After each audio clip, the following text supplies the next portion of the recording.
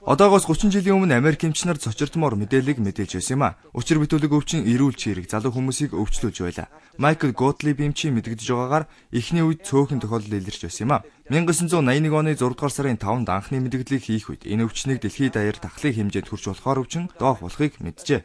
Тэр үед бид юу ч мэдээгүй байсан. Эхний үед гарч ирсэн тохиолдлыг бид халдвар төвчний төвшөнд үзэж байсан. Гэтэл энэ нь бидний төсөөлж байгаагүй хэдэн сая хүн өвчлсөн өвчин болохыг бид мэдсэн. Доохын хамгийн анхны тохиолдол Калифорни мужийн ижил хүүснүүдээс илэрсэн юм. Тэдний хувьд энэ өвчин нас баралтын шалтгаан нь адилхан байжээ. 80-ад оны үеэр доохоор өвчлсөн хүний 70% нь Америк нэгдсэн улсад амьдардаг ижил хүүстэн эрчүүд байсан. Учир шалтгааныг нь олж тогтоож амжаагүй байхад ижил хүүстний дунд энэ өвчин тахал мэт тархаж эхэлсэн юм а. Өвчлөгсөд нь харт амхинд донтогч, цус элбэдэг өвчтөн, тэдний бэлгийн амьдралыг хамтрагч, үр хүүхдүүд нь байлаа.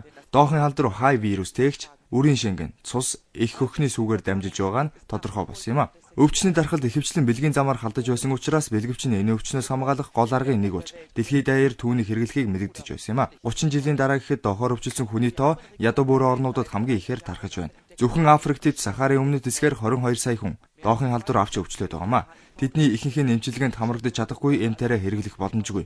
Доохын эмчилгээг хөгжингүй орнуудад нэлээд өндөр зардлаар эмчилдэг. Эдгээр орнуудад өвчлөгсөд болон халдвар авсан хүмүүст амь наснаас нь холуур эмчилгээ хийсээр байгаа болон өөрсдөө хэрхэн хамгаалах тал дээр илүү ач холбогдол өгдөг болжээ. Өнөөдрийн байдлаар дэлхий дээр ойролцоогоор 33 сая хүн доохоор өвчлсөн гэж Дэлхийн эрүүл мэндийн байгууллагаас мэдэгдлээ. Доохыг анхнаас Майкл Готлиб эмч хэрвээ хүн төрөлхтөн энэ өвчний эсрэг арга хэмжээ авахгүй энэ хэвээр байх юм бол 2050 он гэхэд энэ тоо 2 дахин өснө гэж үзэж байгаа юм.